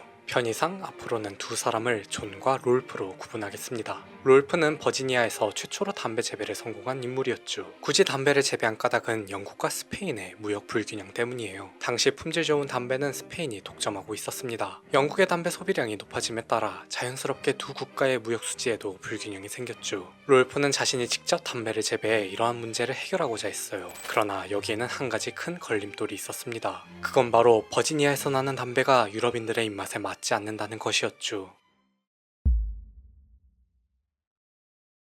담배의 기원 파트에서 언급했듯 최초의 담배는 각성과 환각 그리고 통증 완화 효과가 있었어요. 대표적인 남미산 토종 담배 루스티카가 그러했습니다. 하지만 루스티카에게는 치명적인 단점이 있었죠. 맛이 쓰고 역했어요. 당시 버지니아에서 자라던 담배 역시 루스티카로 인기가 없었습니다. 그런 스페인은 뭐가 달랐느냐? 스페인은 중미산 토종 담배 타바쿰을 사용했죠. 타바쿰은 루스티카와 비교했을 때 니코틴 함량이 적어 환각과 통증 완화 효과가 없어요. 그러나 훨씬 순해 피우기 괜찮았습니다. 이대로라면 아무리 열심히 만든들 제품 경쟁력에서 밀릴 수밖에 없었어요. 따라서 롤프는 은밀히 그들의 종자를 들여왔고 그리고 수많은 시도 끝에 상업적 재배에 성공했으며 담배 농장을 플랜테이션 수준으로까지 끌어올렸죠. 덕분에 버지니아에서 담배는 화폐 대용으로도 사용되었습니다. 몇몇 기록에 따르면 1620년에는 담배잎 10파운드당 여성 노예 1명, 담배잎 8파운드당 맥주 1갤런이었고 그 외에도 옷감, 농기구, 성경 등 웬만한 물건은 담배잎으로 살 수 있었으며 세금 또한 담배잎으로 납부했어요. 이후 그는 포카혼타스와 사랑에 빠져 결혼합니다. 그야말로 화합의 결혼식이었죠. 두 사람의 만남으로 정착민과 원주민의 갈등은 봉합되었고 양측은 우호적인 교류와 교역을 이어갔으며 제임스타운은 안정기에 접어들어요. 그 사이 존은 제임스타운에 떠나 북미 북동부의 노른베가라고 하는 지역을 탐험했습니다. 그리고 이곳에 식민지를 세웠으며 뉴 잉글랜드라 명명했죠. 이후 그는 본국으로 돌아가 자신의 성공담을 책으로 남겨요. 여기서 포카혼타스를 언급한 겁니다. 젊은 개척자와 원주민 공주의 로맨스는 독자들로 하여금 동화 속 백마탄 왕자님과 잠자는 숲속의 미녀를 연상시켰죠. 그는 여기에 활용 점정을 찍어요. 그건 바로 그녀를 영국 사교계의 주인공으로 만드는 것이었습니다. 1616년 런던 회사는 투자를 촉진하기 위해 롤프 가족을 런던으로 보냈죠. 존은 이를 기회 삼아 왕비께 서신을 보내요. 꼭 그녀를 왕족으로 대우해야 한다고 말입니다. 그녀는 등장만으로 영국의 유명 인사가 되었죠. 그동안 유럽인들에게 아메리카 원주민들이란 식인이나 하는 미개한 존재였어요. 하지만 그녀는 롤프와 결혼 전 성공회로 개종했을 정도로 그들 문화에 완벽히 적응한 상태였습니다. 비록 그녀는 얼마 지나지 않아 풍토병에 걸려 사망했죠. 그럼에도 많은 영국인들은 그녀로 하여금 아메리카 드림을 꿈꿨고 1620년 청교도들이 플리머스에 정착하면서부터 본격적으로 자유와 평등을 중시하는 미국 정신이 싹트게 되었어요. 제임스타운에 이어 플리머스 그리고 매사추세츠까지 정착민들은 점점 영역을 넓혀가며 담배를 재배했습니다. 왜냐하면 담배는 지력 소모가 어마어마했기 때문이죠. 특히 담배와 커피는 그저 지력만 소모시키는 것이 아니었는데요. 담배의 경우 잎 자체가 니코틴을 품어 수확되고 나서도 계속해서 땅의 독성이 축적된다고 합니다. 그래서 한 곳에 3년 내지 4년 동안 재배를 반복하면 담배조차 살아남을 수 없는 황무지가 되죠. 그러나 이들은 주 수입원을 포기할 수 없었어요. 따라서 새로운 땅을 찾아 내륙으로 진출했고 원주민들과 갈등을 빚었으며 또다시 밀고 들어가는 악순환이 이어졌습니다. 정착민들은 일방적으로 원주민들을 괴롭혔죠. 마음대로 평화협정을 파기하고 자기들만 알아먹는 법과 문화를 들이밀어 땅을 뺏었으며 계몽이라는 미명하에 강제로 본인들의 종교를 믿도록 강요했어요. 결국 롤프의 가족이 만든 평화는 산상조각 났습니다. 1622년 제임스타운 학살, 1644년 제2차 앵글로 포와탄 전쟁, 1675년 필리방 전쟁까지 정착민들은 겉으로만 그들을 위할 뿐 백인 우월주의를 내세워 그들을 탄압했죠. 이로써 정착민들은 그들이 그토록 원하던 평화를 얻어요. 하지만 피로 물든 평화는 또 다른 유혈 사태를 불러왔습니다. 1651년 영국의 호국경 올리버 크로멜이 항해 조례를 반포했죠. 분명 이는 네덜란드를 견제하려는 목적이었어요. 그러나 정착민들 역시 큰 타격을 받습니다. 앞으로 모든 거래는 영국을 거쳐야 하고 그에 따라 발생하는 세금과 운송비를 오롯이 정착민들이 짊어져야 했죠. 이후 영국은 정착민들을 지갑 취급했어요. 지원은 해주지 못할 망정 전쟁과 세금 등 필요할 때마다 착취를 했습니다. 그도 그럴 게 영국인들의 눈에는 그들이 같은 국민으로 보이지 않았거든요. 정착민이 원주민을 인간 취급하지 않았던 것처럼 말이죠. 그들은 본인이 희생하는 만큼 존중을 받았습니다. 이때 탄생한 말이 대표 없이는 과세도 없다예요. 1689년 권리장전에 의회의 승인 없이 세금을 징수할 수 없다는 말이 적혀있듯 그렇게 세금을 걷고 싶으면 자신들의 대표를 영국 의회에 포함시켜달라는 얘기였죠. 하지만 영국은 그들의 목소리를 귓등으로도 듣지 않았고 1770년 보스턴 학살 사건이 일어났으며 1773년 보스턴 차 사건으로 이어졌습니다. 드디어 미국 독립전쟁이 시작된 거예요. 지금이야 미국이 초강대국이라 불리지만 당시에는 영국의 상대가 되지 않았습니다. 그야말로 계란의 바위치기였죠. 이러한 열세를 극복하게 해준 것은 다름 아닌 담배였는데요. 담배로 탄생한 국가인 만큼 미국은 이를 전략적 자산으로 활용했습니다. 가장 먼저 민병대의 정신을 무장하는 데 사용했죠. 자이든 타이든 전쟁터에 나간 군인들은 극심한 스트레스에 시달렸어요. 미국은 이런 군인들을 위해 담배를 보급했습니다. 정신을 흐트러뜨리는 술은 엄격히 규제하되 각성제인 담배와 커피는 권했죠. 두 번째는 전쟁 자금으로 활용했어요. 담배야 전 세계적으로 인기가 많아 황금성이 뛰어났습니다. 굳이 돈으로 바꾸지 않아도 식량, 의복, 무기 등 전쟁 물자와 물물 교환이 가능했죠. 작고 가벼워 휴대성이 뛰어나 화폐 대용으로 안성맞춤이었고요. 덕분에 당시 대륙군 총사령관인 조지 워싱턴도 전쟁 원조를 어떻게 해야겠냐는 참모의 질문에 돈을 보낼 수 없으면 대신 담배를 보내시오 라고 답할 정도였습니다. 군인들 역시 필요에 따라 사용하기 위해 보급받은 담배가 다 떨어지면 집에 편지를 써서 보내달라고 할 정도였죠. 영국도 그 사실을 잘 알고 있었어요. 그래서 담배를 선적한 배를 억류하고 버지니아의 담배밭과 건조시설을 파괴했습니다. 이후 미국의 담배 수출량은 급감했죠. 영국이 수출을 방해한 영향도 있겠지만 가장 큰 원인은 자국 흡연량이 높아졌어요. 만드는 족족 내수로 소비되었습니다. 덕분에 미국의 담배 산업은 더 크게 성장했죠. 물론 종전 후 기가 막히게 망했지만요. 담배는 이전보다 수요가 줄어들자 과잉 생산으로 가격이 폭락합니다. 이때 남부 중심의 전통적 대농장 지주들이 담배에서 목화로 품종을 바꿨죠. 이처럼 사람은 누구나 자기 입장에서 생각을 해요. 이는 나라는 인간이 주체성을 갖고 태어났기 때문에 어쩔 수 없이 발생하는 현상입니다. 그래서 미국의 탄생 배경에는 비극적인 사건들이 넘쳐나고 의회에는 거짓으로 포장된 포카혼타스의 그림을 내걸었으며 겉으로는 세계의 경찰을 표방하면서도 속으로는 미국이 외주의를 품은 거겠죠. 원주민과 영국인 그리고 미국인까지 각자 서로의 이득을 위해 움직이는 모습을 보며 자리가 사람을 만든다는 말이 어느 때보다 공감되는 이야기가 아니었나 싶네요.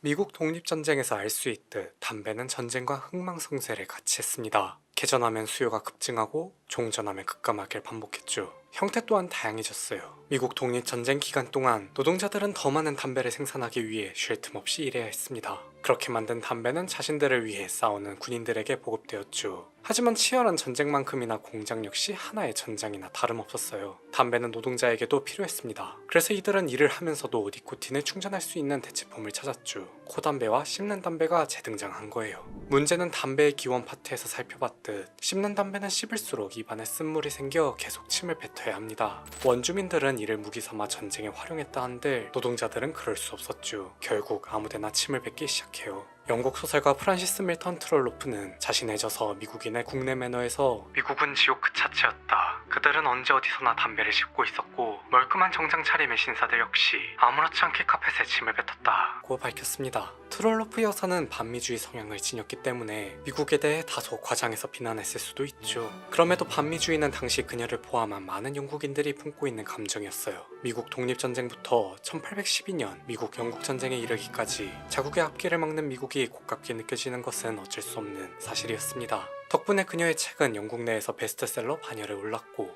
본인들이 세계 최대 규모의 노예무역국이면서도 미국을 비난했으며 씹는 담배는 미국 놈들이나 하는 거라 폄하했죠. 여기서 재밌는 점은 씹는 담배는 그렇게 욕하면서도 코담배만큼은 유럽에서도 인기를 끌었는데요. 특히 수도승들을 중심으로 성행했다고 합니다. 왜냐하면 이들은 어디까지나 흡연 행위를 이단으로 규정했을 뿐 코담배는 연기가 나지 않기 때문에 괜찮다는 것이었죠. 이게 무슨 억지 논리인가 싶겠지만 실제로 수도승 중에서도 담배에 중독된 사람들이 많아 이러한 예외 규정이 생겨난 것 같아요. 그 덕에 귀족들은 마음 편히 코담배를 즐겼고 코담배가 사치품으로 취급을 받았으며 코담배를 담은 꽉이 곧 사람의 급을 나누는 기준이 되었습니다.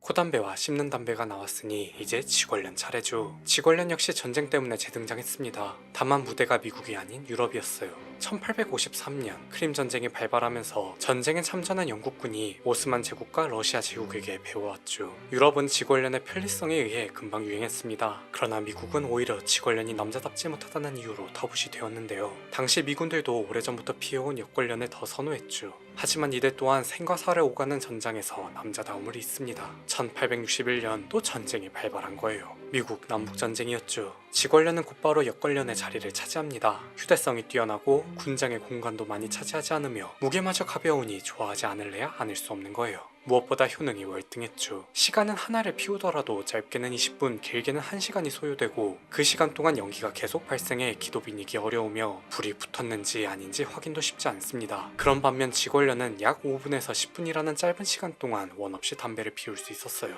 니코틴 함량도 5배나 많았죠. 즉 맛은 순하면서도 피우기 쉽지만 각성 효과가 더 뛰어난 담배였던 겁니다. 종전 후 담배 수요는 또다시 시들해졌어요. 그러나 지골련만큼은 계속해서 살아남았죠. 왜냐하면 가격이 저렴했습니다. 전쟁이 끝나도 이들의 생업은 이어졌어요. 이미 담배에 중독되어 끊을 수도 없었죠. 때문에 빠르게 피우고 일할 수 있는 지골련을 찾았습니다. 그리고 1873년 드디어 지골련을 미국 국민 담배로 만든 사건이 일어났어요. 장기 불황, 글로벌 철도 투자 열풍으로 촉발된 버블이 터지고 말았죠. 장기 불황은 말 그대로 13년간 전 세계 경제를 침묵시켰습니다. 하지만 이러한 환경은 지골련에게 있어 최적의 조건이 되었어요.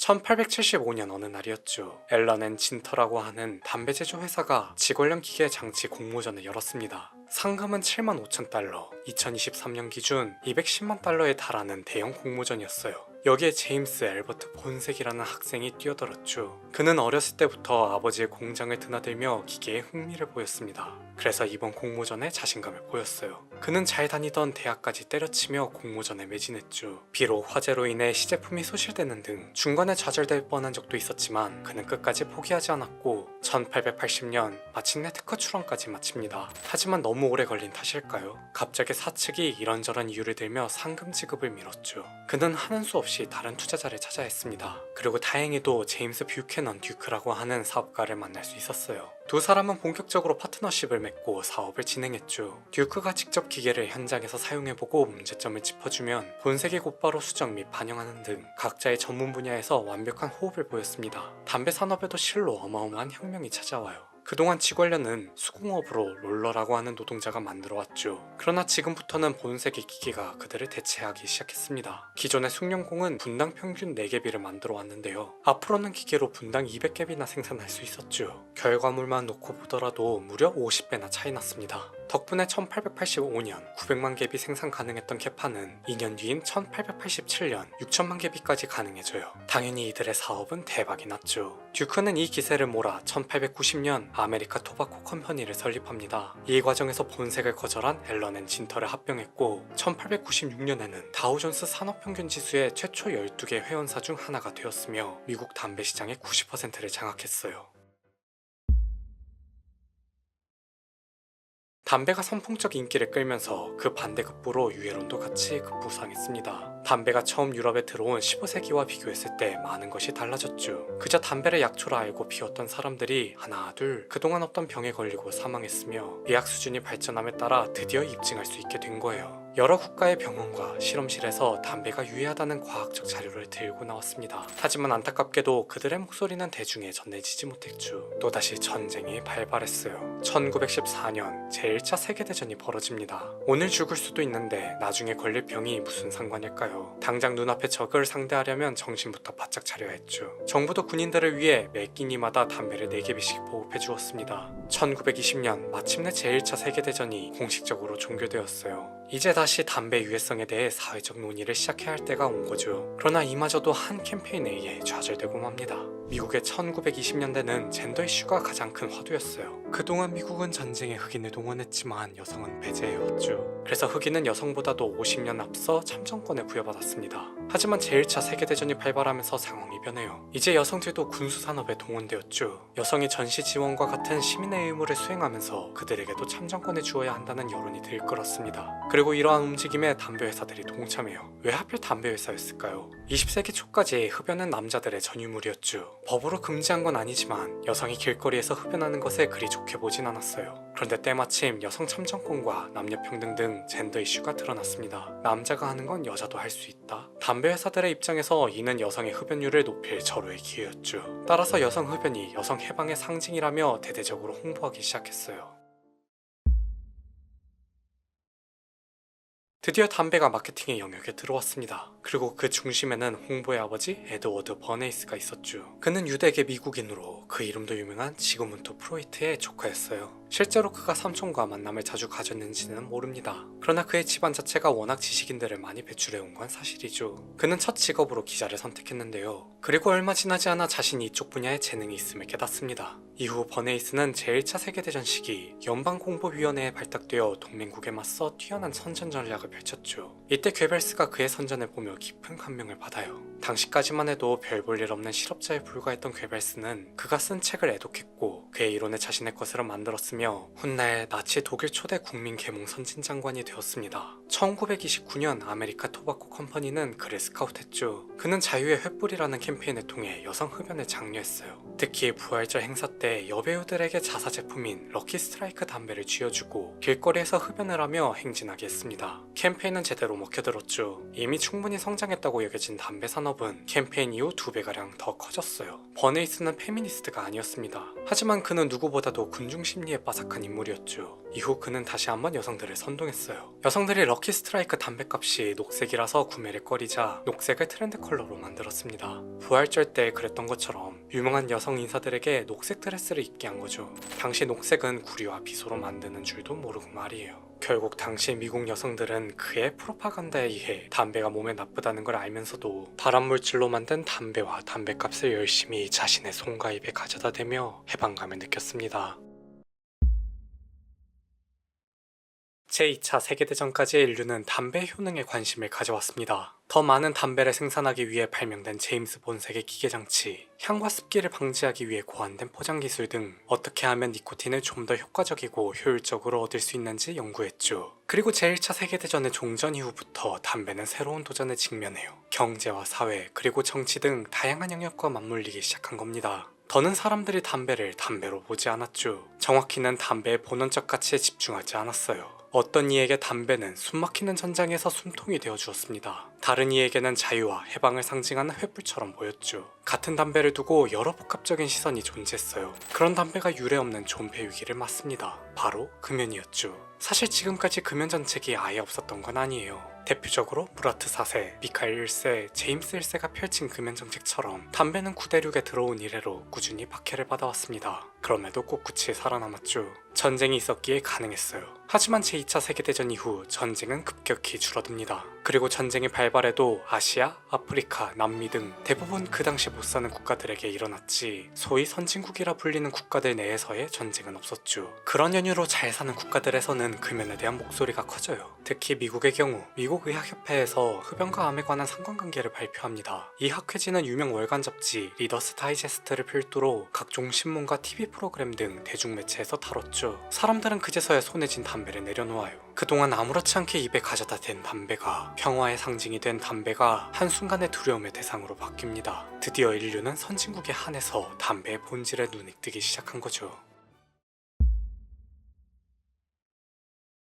그러나 여태 잘만 피워오던 담배를 한순간에 끊기란 여간 힘든 게 아니에요. 지금도 흡연자들이 금연하는데 많은 어려움을 겪고 있죠. 무엇보다 당시 담배는 필터가 없어 더 독했습니다. 우스갯소리로 금연보다 다시 태어나는 게 더 빠를 수도 있다고 할 정도였어요. 담배 회사들도 이를 잘 알고 있었죠. 그래서 이번에도 마케팅을 통해 대중을 선동하고자 했습니다. 담배 회사들은 어떻게 했을까요? 그건 바로 건강하게 흡연하는 법을 제시하는 것이었죠. 이게 무슨 개소린가 싶으실 텐데요. 하지만 이는 지금도 많은 기업들이 사용하고 있는 방법이에요. 제가 어린 시절 귀에 딱지가 지도록 많이 들었던 우유를 많이 마시면 키가 큰다는 얘기나 최근 뜨거운 감자인 제로 마케팅이 대표적인 예죠. 아무런 의학적 근거도 없으면서 광고 문구와 제품 이미지 등으로 대중들의 머릿속에 각인시키는 겁니다. 그리고 의외로 이 방법은 효과가 좋아요. 대중은 기업이 자신을 속이는지 알 수 없거든요. 왜냐하면 기업은 구태여 먼저 진실을 드러내지 않으며 우린 그걸 일일이 찾아볼 시간적 여유가 없기 때문이죠. 가장 쉽게 알아볼 수 있는 방법은 언론의 보도 내용을 살펴보는 것입니다. 그러나 이 또한 해당 기업의 로비로 제작된 가짜뉴스일 가능성이 있어 100% 신뢰할 수 없어요.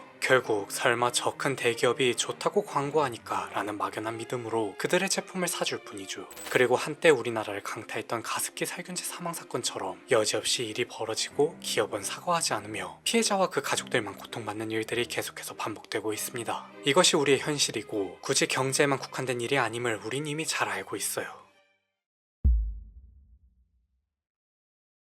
다시 본론으로 돌아와서 이러한 일환으로 탄생한 담배가 바로 필터 담배였습니다. 대기업 담배 회사 롤릴러드가 흡연자들의 이탈을 막겠다며 여과 필터가 달린 담배를 개발했죠. 사실 필터 담배는 그전부터 존재했어요. 1930년대 최초로 코르크로 담배 필터를 만드는데 성공했습니다. 하지만 대중에게 외면받았죠. 굳이 필터가 달린 담배를 피워야 하는가라는 근본적 의문과 이후 벌어진 제2차 세계대전의 영향 때문으로 추측돼요. 그러다 1950년대에 들어 병원과 원자력 발전소에서 미세 입자까지 걸러내는 엄청난 필터를 개발합니다. 그러나 이 또한 대중화에 실패했죠. 이유는 간단해요. 성능이 지나치게 뛰어나서 인기를 끌지 못했습니다. 필터가 미세 입자까지 걸러내니 담배 한 개 비해서 얻을 수 있는 다르와 니코틴의 양이 절반 이하로 줄어들었죠. 이미 여기서부터 만족감은 떨어진 거예요. 그런데 심각한 건 그 양마저 얻으려면 있는 힘껏 빨아들여야만 겨우 한 모금 피울 수 있었습니다. 다시 한번 굳이 이렇게까지 힘들게 피워야 하는가 하는 근본적 의문이 생겨났죠. 그렇게 진정 건강을 생각하는 의사와 과학자가 만든 담배는 시장성에 밀려 사장되고 말아요. 이후 담배 회사들은 필터 효과는 줄이고 다르와 니코틴 양은 2배로 늘려 사실상 유명무실한 필터 담배를 판매했습니다. 담배 회사가 필터 담배를 판매하는 것부터 이미 어불성설이었죠. 스스로 담배가 유해하다는 걸 인정한 거나 다름없었으니까요. 하지만 흡연자들은 열광했습니다. 마치 오스만 제국의 흡연자들이 무라트를 피해 어떻게든 흡연을 이어간 것처럼 본인들에게 해법을 제시한 담배 회사들에게 감사를 표했죠. 그리고 이러한 성원에 힘입어 롤릴러드가 출시한 신제품이 바로 켄트예요.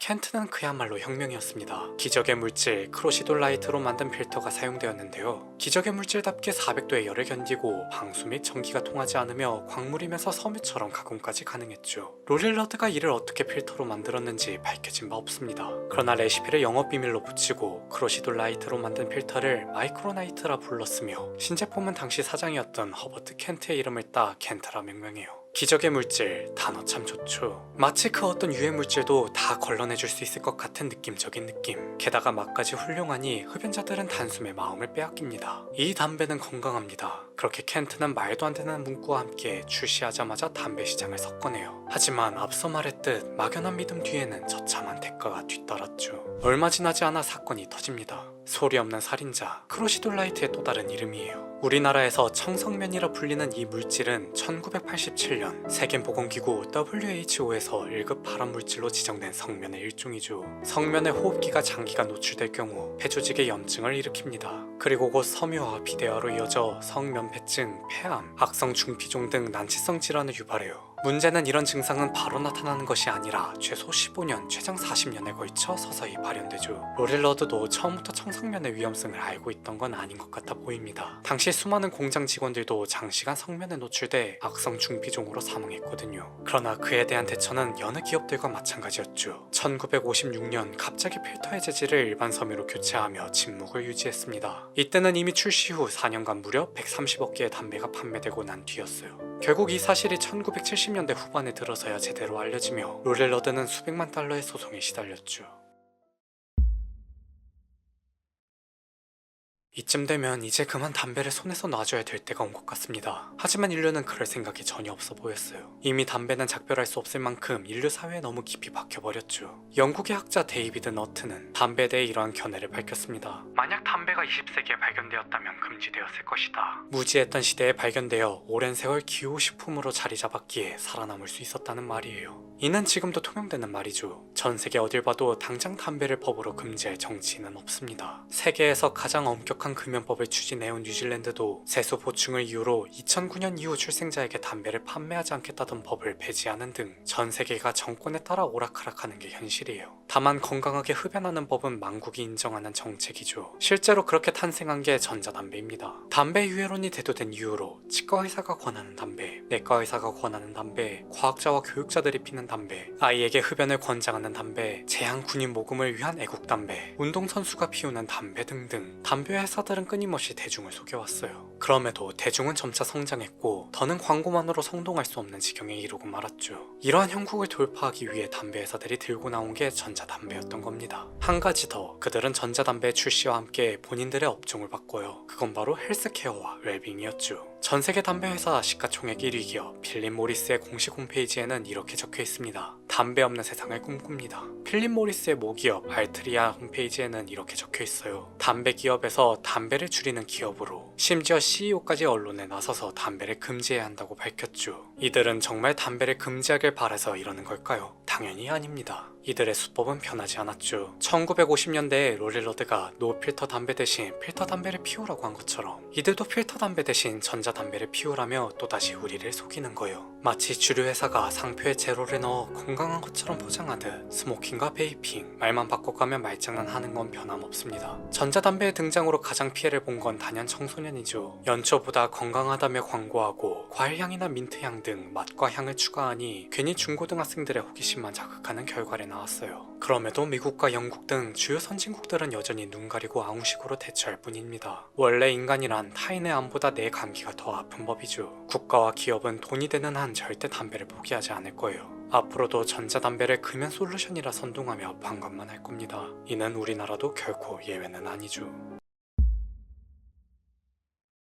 옛날 옛적 호랑이 담배 피던 시절, 우리나라의 전래동화와 우화에서 사용하는 표현이죠. 표현만 보면 되게 오래전을 의미하는 것처럼 느껴지실 텐데요. 혹시 대략 언제쯤인지 알고 계시나요? 사실 호랑이 담배 피던 시절은 그리 오래되지 않았습니다. 담배가 처음 한반도에 전래된 것은 16세기 후반 조선시대죠. 1592년 임진왜란을 거치면서 들어온 것으로 추정하고 있어요. 그때의 담배는 이름이 참 많았습니다. 담바고, 담박귀, 담박구, 담박고 등 무언가 비슷하면서 다른 이름으로 불렸죠. 왜 그랬을까요? 이는 일본도 담배를 포르투갈로부터 수입했기 때문입니다. 포르투갈 상인들이 타바코라고 부르던 걸 일본인들은 타바코라고 불렀죠. 마찬가지로 조선인들 역시 타바코를 음역하다 보니 다양한 단어들이 파생된 거예요. 이후 점차 통합을 거치며 담배라는 명칭이 표준어로서 확립되었습니다. 그렇다면 도대체 호랑이는 무슨 사연이 있어 담배를 핀 걸까요? 이에 관련해서는 크게 두 가지 설화가 전해지죠. 첫 번째는 호랑이가 된 효자입니다. 중마고인 이서방과 김서방 둘은 어릴 적부터 모든 걸 함께해요. 그러나 어쩐 일인지 과거에는 이서방만 급제합니다. 납방한 죄, 김서방은 빈손으로 고향에 돌아가 병든 노모를 모시며 아내와 가난한 삶을 이어갔죠. 병든 노모가 늘 걱정이었던 김서방. 그런 와중에 웬 스님이 시주를 받으러 와요. 가뜩이나 없는 살림에 시주까지 하게 된 김서방. 그럼에도 흔쾌히 쌀을 나누어 주자 스님은 노모가 낳을 비법을 알려줍니다. 그건 바로 식단이었죠. 100일간 날마다 개 한 마리씩을 잡아 푹 삶아서 드리면 낫는다는 거예요. 그리고는 호랑이와 인간 양쪽으로 변신할 수 있는 부적 2장을 주었습니다. 이후 개 잡다 아내 잡고, 아내 잡다 노모도 잡고, 노모 잡은 김에 마을 사람들까지 잡은 김서방은 마지막에 새로 사또로 부임한 이서방을 만나 담배 한 대 얻어 피우며 이야기가 끝나죠. 또 다른 이야기는 한국 구비문학의 세계에 실린 내용입니다. 옛날에 한 남자가 술에 취해 잠이 들었어요. 호랑이가 다가온 줄도 모르고 잘만 잤죠. 그렇게 잡아먹힐 뻔한 순간, 잠에서 깬 그는 순간의 기질을 발휘합니다. 들고 있던 담뱃대를 호랑이 콧구멍에 확 쑤셔 넣은 거예요. 기습을 당한 호랑이는 놀라 도망쳤고 그 모습을 본 나무꾼이 산에서 호랑이가 담뱃대를 물고 다니더라는 소문을 퍼뜨렸죠. 솔직히 이 두 이야기 모두 교훈적 가치는 없습니다. 기껏해야 효심의 요행을 바라서는 안 된다. 배우자를 선택할 때 가장 중요한 건 현명함이다. 호랑이 굴에 들어가도 정신만 차리면 산다 등 뻔한 이야기들 뿐이에요. 게다가 오히려 요즘 어린 친구들에게 들려주기에는 개고기, 스님의 살생권유, 당군 신화 표절 등 하나같이 민감한 주제들을 품고 있죠. 하지만 단 한 가지 역사적 가치는 존재합니다. 설화들을 하나씩 살펴보면 왜 이 이야기들이 탄생했는지에 대한 당시의 시대적 배경을 살펴볼 수 있어요. 일단 호환이 빈번했다는 점, 그리고 한낱미물인 호랑이가 흡연하는 걸 전혀 이상하게 생각하지 않는다는 점, 즉 호랑이가 담배 피던 시절의 조선은 호랑이와 담배를 쉽게 찾아볼 수 있었고 나이와 성별 그리고 신분에 상관없이 흡연에 굉장히 관대했다는 것을 유추해 볼 수 있습니다.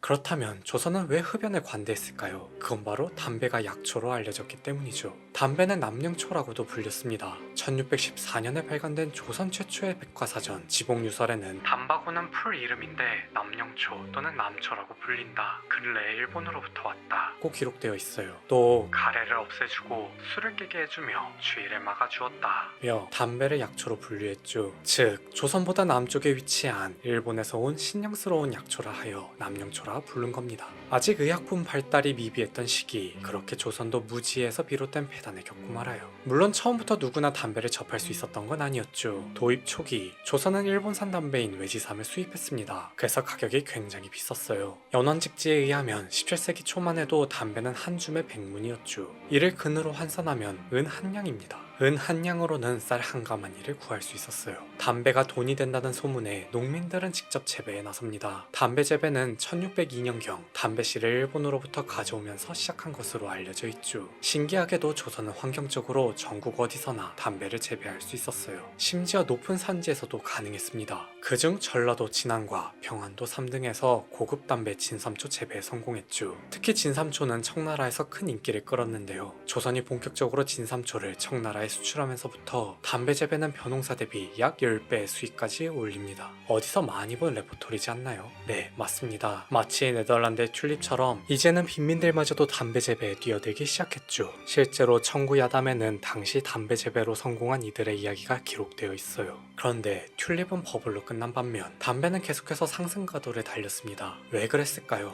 이는 담배의 중독성 때문이었죠. 아무래도 튤립은 관상용에 불과했습니다. 그에 비해 담배는 중독성이 수요를 계속해서 창출했어요. 분명 너도 나도 담배 재배에 뛰어드니 공급은 늘어났죠. 공급이 늘어남에 따라 그만큼 가격은 낮아졌습니다. 그러나 낮아진 만큼 더 많은 사람들이 접할 수 있었기에 시장은 유지되었어요. 그렇게 담배는 17세기 중엽에 이르러 대중적인 기호품으로 자리 잡았죠. 이때부터는 담배를 피우면 소화가 잘 된다는 믿음까지 생겨납니다. 그 전까지 조선은 보통 손님이 오면 차와 술을 대접했어요. 이러한 믿음이 생긴 뒤로는 이들 대신 담배를 대접했죠. 그리고 담배를 식후제임이라 불렀습니다. 인조실록에 의하면 1621년에는 복용하지 않는 사람이 거의 없었다고 하니 불과 30년 채 되지 않아 한반도 전 지역으로 확산되었다고 볼 수 있네요. 고추의 경우 담배와 함께 전래되었음에도 무려 200년 정도 과도기를 거친 걸 생각하면 정말 압도적인 속도였죠.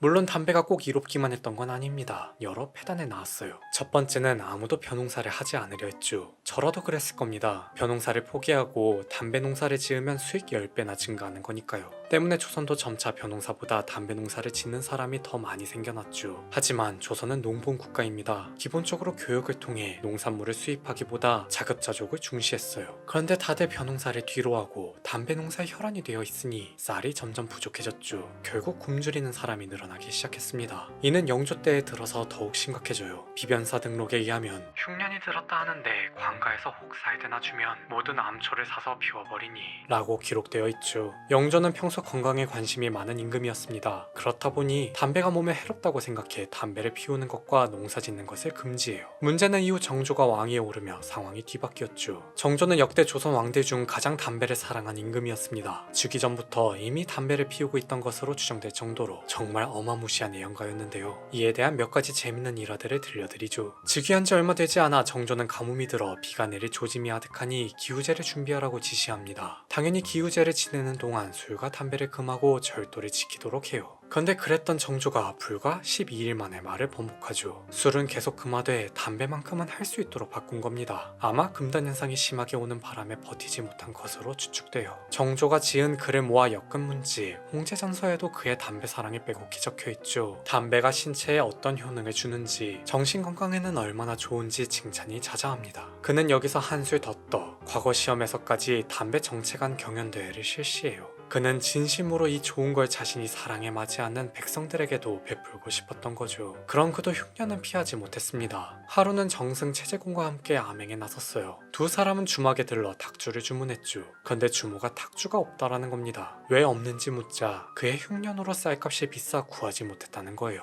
여기에 농민들까지 벼농사 대신 담배 농사를 지어 더 부족한 실정이라는 거죠. 상황의 심각성을 깨달은 그는 이후 신하들에게 자문을 구합니다. 이에 27명이나 되는 신하들이 의견을 보내고 40개의 농서가 올랐어요. 아니나 다를까 그 중에는 담배 재배를 금지하자는 목소리가 줄을 잃었죠. 그도 이런 내용이 나올 줄은 예상하고 있었습니다. 그러나 막상 금지하자는 분위기가 조성되니 선뜻 결정을 내리지 못해요. 결국 그는 나라 차원이 아닌 각 지방감사의 역할로 정리했죠. 대신 왕으로서 모범을 보이고 진심으로 백성을 걱정하는 모습을 드러내고자 또다시 금연을 실천합니다. 하지만 이 또한 얼마 못 가 실패해요. 금단 현상으로 스트레스가 쌓여 오히려 술을 더 찾았다죠. 물론 정조의 모든 신하가 담배를 반대했던 건 아닙니다. 놀랍게도 지지하는 사람이 있었어요. 그는 바로 정약용이었죠. 그는 좋은 땅에는 담배 경작을 금해야 하지만 산지에는 계속해서 담배를 심어야 한다고 말했습니다. 담배는 백성들의 고통을 덜어주는 기호품이고 소득을 증대해주며 가래와 체기를 다스려준다는 담배 유용론을 주장했어요. 나름 일리 있는 말이죠. 빈 땅 놀리느니 뭐라도 하는 게 더 나을 수도 있었을 겁니다. 그러나 그가 담배 경작을 찬성한 진짜 이유는 따로 있었어요. 그도 소문난 골초였죠. 정조와 정약용 두 사람이 친해질 수 있었던 것도 흡연이 맺어준 인연 덕분입니다. 하루는 정조가 주암루에서 담배 한 대 피우는 시간에 시 한 수 짓도록 하는 시험을 쳤는데요. 이 시험에서 당당히 합격한 사람이 바로 정약용이었죠. 그는 정조가 죽은 뒤에도 담배 사랑을 이어갔습니다. 오죽하면 1801년 신유 사옥에 연루돼 경상도 장기로 유배갈 적에도 담배를 향한 시를 남겨요.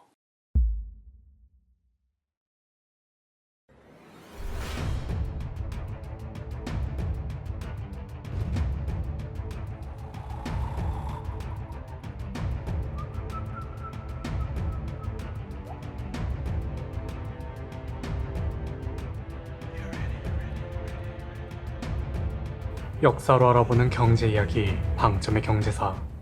담배가 낳은 또 다른 패단은 예절입니다. 조선은 엄격한 유교국가이면서도 담배에 관한 예절이 부재했어요. 아무래도 외부에서 들어온 문물이고 약초로 알려지다 보니 초장에 바로 선에 긋지 못했을 테죠. 그래서 서당에서는 훈장과 학동이 같이 맞담배를 피우고 가정에서는 할아버지가 손자에게 담배를 가르쳐 주었으며 심지어 신하가 임금 앞에서 흡연하는 일까지 벌어집니다. 그러다 보니 담배에 관한 재밌는 일화가 많아요. 선조의 딸 정희옹주는 애연가였죠. 남편은 그녀가 흡연할 때마다 애들이 기침하는 걸 보고 그녀에게 담배를 피우지 말라며 핀잔을 주었습니다. 그러자 그녀는 선조에게 쪼르르 달려가 일러 바쳐요. 선조는 즉각 사위를 대궐로 불러들였죠. 당시 조선은 공주나 옹주와 결혼한 남자를 부마라 불렀습니다. 그런데 부마는 아내에게 함부로 말과 행동을 할 수 없었어요. 그런 그가 옹주에게 핀잔을 주었고 그 사실을 임금이 알았으니 이제 큰일 난 거죠. 그는 선조가 자신을 찾는다는 소식에 보찜에다 집신 두 죽을 꿰어차고 등장합니다. 선조가 그걸 왜 가지고 왔냐 묻니 신은 이미 불경한 말을 옹주에게 하였으니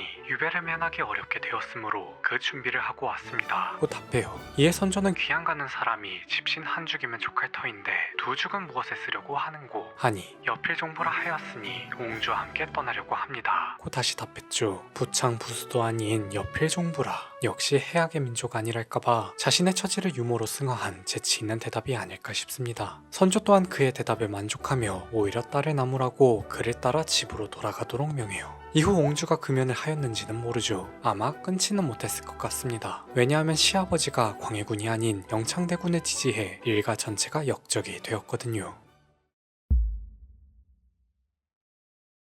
정희옹주 이야기에서 알 수 있듯 선조는 담배를 좋게 보지도 나쁘게 보지도 않은 것 같죠. 그렇다면 광해군은 어땠을까요? 그는 담배를 싫어했습니다. 굳이 따지자면 담배 연기를 싫어했다고 하는데요. 당시 국무회의 때마다 조정관리들이 담배를 피워대 연기가 자신에게로 옮겨가니 자신 앞에서는 못 피게 했죠. 그렇다고 다른 곳에서까지 금지시키지는 않았습니다. 왜냐하면 어린 시절 그를 살려준 허준이 동의보감에 담배를 약초라 언급했거든요. 동의보감은 그의 후원을 통해 발간된 만큼 분명 그도 읽어봤겠죠. 오히려 담배 예절에 대해 왈가왈부한 건 다름 아닌 양반이었습니다. 승정원 일기와 호암전집에는 장유와 김상용의 이야기가 실려있는데요. 1637년 어느 날 장유가 인조와 신하들이 모여 정사를 논하는 자리에서 담배를 피우고 있었죠. 그때 장유의 장인인 김상용이 다른 이도 아닌 세자의 스승인 자네가 어찌 어전에서 남초를 피우는가 하고 핀잔을 주었습니다. 장인의 꾸지람에 장유는 재빨리 담배를 꺼요. 그러자 김상용이 한마디 더 쏘아붙였죠.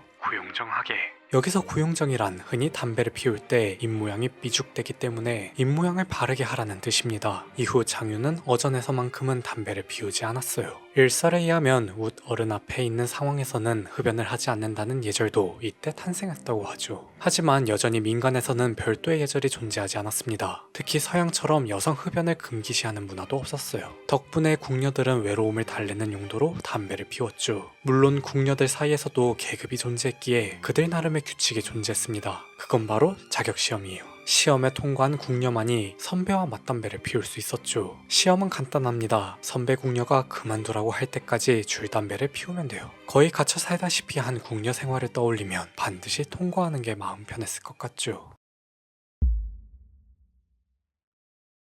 담배 예절은 병자호란을 거치면서 점차 변질됩니다. 안 그래도 임진왜란을 겪은 지 얼마 되지도 않았는데요. 또다시 외세의 침략을 받게 되니 양반들은 불안감을 느꼈죠. 그렇다고 과감하게 담배를 금지하자고도 못했습니다. 그들 역시 중독되어 있었거든요. 또 담배는 당시 청나라로 끌려간 포로의 몸값으로 쓰이는 등 이미 고부가가치 상품이 되어 있었죠. 반대로 평민들만 피지 못하게 하는 것도 불가능했습니다. 괜히 그랬다가는 정말 세상이 뒤집힐 수도 있었으니까요. 결국 이들은 색다른 해결책을 내놓았죠. 그건 바로 담뱃대를 차별화하는 것이었습니다. 조선의 최초로 전래된 담배는 파이프 형태였죠. 처음에는 이 파이프를 양반과 평민, 신분고하를 막론하고 똑같이 사용했어요. 양반들은 이게 못마땅했습니다. 엄연히 신분이 다르건늘 어찌 같은 걸 사용할 수 있느냐는 것이었죠. 따라서 양반들은 절대 평민이 따라할 수 없고 자신의 신분에 나타낼 수 있는 차별화된 담뱃대를 제작해요. 일단 담뱃대는 담배를 담아 태우는 담배통, 연기가 통과하는 설대, 입에 물고 빠는 물부리로 이루어져 있습니다. 양반들은 이중 담배통과 물부리를 고급지게 꾸몄죠. 일부는 금으로 만들어 자신의 재산을 자랑하기도 했고요. 설대 역시 길이를 길게 늘립니다. 덕분에 짧게는 1m, 길게는 3m나 되는 담뱃대가 탄생했죠. 이렇게까지 길어지면 혼자서는 절대 불을 붙일 수 없었는데요. 양반들은 걱정 없었습니다. 왜냐하면 그들에게는 이를 대신해줄 하인이 있었기 때문이죠. 이때부터 이들은 연동이라는 어린 종을 데리고 다녀요. 연동은 주인의 대신에 항상 담뱃대와 담배합을 들고 따랐습니다. 신분에 따른 담뱃대의 등장으로 담뱃대를 부르는 명칭도 세분화되었죠. 양반들만 사용하는 긴 담뱃대는 장쭉, 다른 건 전부 곰방대라고 불러요. 곰방대를 사용했던 사람들은 연동이 필요 없으므로 평범하게 자신의 허리나 등에 꽂아 다녔습니다. 채제공 역시 담배 예절에 한몫했죠. 1791년 정조 14년 하루는 채제공이 비서와 함께 서대문을 지나고 있었어요. 그런데 웬 머리에 피도 안 마른 놈들이 옷도 제대로 입지 않은 채 건방지게 담배를 피우고 있더랍니다. 보다 못한 비서가 훈계하니 그중 한 놈이 "저 아저씨는 뭔데 우리한테 참견이야" 하며 쏘아붙였죠. 당시 채제공은 좌의정으로 지금으로 따지면 국회의장격이에요. 화가 머리끝까지 난 비서는 이놈들을 옥에 가둬버립니다. 분명 그랬는데 그날 늦은 저녁 옥사에 유생무리가 몰려왔죠. 이들은 관리들에게 "지금 갇혀있는 유생들은 중부학당의 장의와 소청의 담당자이니 당장 석방하라고 소리쳤어요. 뭔가 있어 보이는 직책처럼 들린다만 중부학당과 소청은 지금으로 따지면 고등학교와 방송부에 해당합니다. 즉 니들이 무려 한 고등학교의 학생회장과 방송부장을 맘대로 가뒀으니 좋은 말로 할 때 풀어주라는 거죠. 관리들은 이들은 대신께서 데려와 함부로 석방할 수 없다고 답해요. 그럼에도 유생들은 물러서지 않고 난동을 부렸습니다. 결국 이 소식에 분노한 채제공은 두 사람을 형조로 넘겼죠. 분명 유생들의 난동은 이 둘이 주도한 게 아닐 텐데요. 일이 걷잡을 수 없을 정도로 커지고 맙니다. 이런 상황에서 제일 속이 타들어가는 건 누구일까요? 바로 두 사람의 부모님이죠. 김병상의 아버지와 김관순의 할아버지는 즉시 자손을 벌하고 채제공에게 빌었습니다. 다 자식 교육을 제대로 하지 못한 자신들의 잘못이라며 진심 어린 사죄를 해요. 그렇게 잘 마무리되나 싶은 찰나 또 유생들이 이를 키웠죠. 채제공이 유생들을 모욕했다고 두서를 마구 쏟아냈습니다. 이에 폭발한 채제공은 조정에 대놓고 불만을 드러내요. 더러워서 못해먹겠다며 사표를 냈죠. 정조는 그런 그를 어르고 달랩니다. 주동자는 과거 시험 평생 응시 금지, 추종자들은 10년간 응시 금지, 그리고 이 일을 서재벽에 붙여 모든 유생이 볼 수 있도록 박제했어요. 여기서 재밌는 사실은 김병선과 김관순 두 사람 모두 김상용 집안의 후손이었습니다. 우연인지 운명인지 이쪽 집안 사람들은 담배와 관련된 이야기가 참 많네요. 채제공 사건이 있은 후 점점 담배 예절에 대한 관심이 커졌죠. 특히 19세기 중반 고종 때에 이르러 담배에 대한 규제의 목소리가 높아졌습니다. 당시 조선은 병인양요와 신미양요 등을 겪으며 전란에 휩싸였는데요. 이에 따라 그동안 없었던 급진적인 정책이 대거 등장했죠. 1867년 흥성대원군은 사치 금지령을 내렸습니다. 뇌물을 숨기기 딱 좋은 도포자라 공연히 거들먹거리게 만드는 담뱃대, 필요 이상 긴 갓까지 전부 길이를 줄였어요. 위정척사파는 어린아이와 여성의 흡연이 미풍양속에 위배된다며 금연운동을 전개했죠. 개화파 역시 이 움직임에 동참합니다. 그들이 보기에도 담배는 해악만 가득 찼으니까요. 1894년 개화기 시기 김홍집 내각은 거리에서 곰방대 사용을 금지하는 법령을 공부했죠. 긴 담뱃대가 위생 및 통행 불편을 일으킨다는 게 주된 이유였습니다. 그렇게 담뱃대는 점차 인기를 잃어요. 이는 도리어 관련의 등장을 촉발시켰죠. 그러나 조선에는 관련형 담배 제조 기술이 없었습니다. 조선의 일본의 권련이 전래된 것은 1876년 개항 이후에요. 이 또한 일본으로부터 들어왔죠. 1897년 청나라 상인들이 들여온 영국의 칼표 담배, 1905년 일본에 의해 생산된 매표 담배, 조선은 계속해서 담배를 수입합니다. 안 그래도 몸에 좋지도 않은 걸 수입까지 하니 경제까지 나빠졌어요. 그래서 국산 담배를 애용하자는 운동도 생겼죠. 하지만 수입 담배에 길들여진 흡연자를 되돌릴 수는 없었습니다. 1907년 담배는 국제보상 운동으로 다시 한번 위기를 맞아요. 국제보상 운동은 일본에게 진 나라빚 약 1300만 원을 갚아 자주 독립국가로 도약하자는 구국 금연 운동이었죠. 1997년 외환위기 때 전 국민이 금을 모았듯이 당시에는 담배값 아낀 돈으로 빚을 갚자고 호소했습니다. 그만큼 많은 사람들이 담배를 피우고 있었고 일본과 담배 둘을 함께 끊어내는 느낌을 주었으며 금연으로 건강까지 챙기는 일석삼조 캠페인이었어요. 그러나 국제보상운동은 일제 방해로 무산되었죠. 동력을 잃은 흡연자들은 다시 담배를 피웠습니다. 그렇게 광복과 한국전쟁 그리고 IMF 등 담배는 기쁠 때나 슬플 때나 흡연자들과 함께했어요. 마침내 21세기에 들어서야 금연에 대한 움직임이 확산되며 현재에 이르렀죠.